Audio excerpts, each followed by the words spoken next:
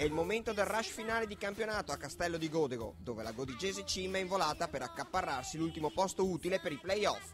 Al termine della stagione regolare mancano 4 partite ed il girone di ritorno sta portando maggiori soddisfazioni in fatto di punti rispetto al girone d'andata. Decisamente, noi abbiamo fatto, mi sembra, 4 o 5 punti più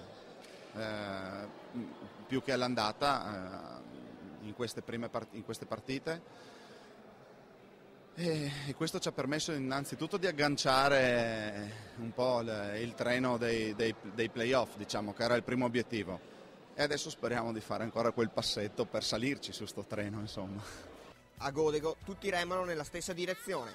Dirigenza, allenatori ed atlete vogliono potersi giocare la possibilità di approdare ad una storica B1. Il mio sogno sarebbe quello di andare in B1 e spero dunque che la squadra punti con l'impegno e con la costanza di arrivare appunto a questo obiettivo, che sarebbe veramente un sogno per me e per tutte noi.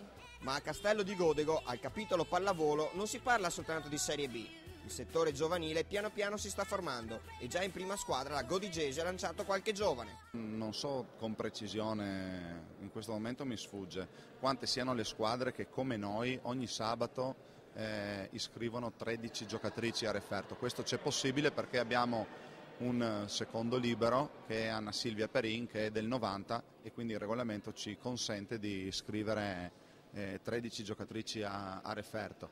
E lei è sicuramente una delle giovani promettenti, insomma, perché credo che comunque per una giovane come lei potersi cimentare in una Serie B sia un qualcosa di importante.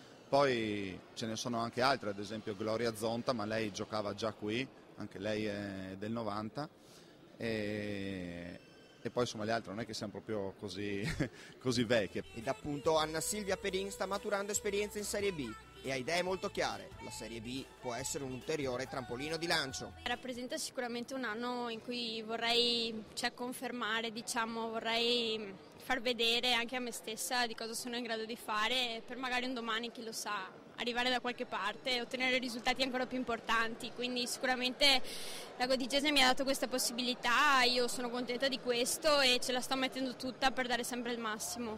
Parlando di Godigese Cim, andiamo allora a conoscere com'è composto il settore giovanile per voce del presidente Angelo Cimador. Noi facciamo dall'Under 12 fino alla Serie B, per cui 12, 13, 14, 16, dovrebbero essere 8 squadre Under 18, terza divisione, che dopo certe squadre fanno la terza, facciamo con l'Under 18 la terza e con la prima divisione facciamo un misto di tutte le ragazzine giovani. Fra l'altro, un'atleta della Godigese è stata convocata nella selezione provinciale Under 14. Un risultato importante che conferma la crescita della società. È innanzitutto importante quel risultato straordinario della nostra atleta giovanile del Under 14, Chiara Stangerlin, che è andata alle selezioni provinciali Under 14. Per noi è un risultato straordinario perché innanzitutto è la prima volta ed è un motivo in più proprio per lavorare in maniera molto più attenta, molto più concisa nel settore giovanile. Stiamo lavorando, stiamo dando il massimo, faremo sicuramente di più anche per il prossimo anno, abbiamo dei progetti importanti proprio per il settore giovanile.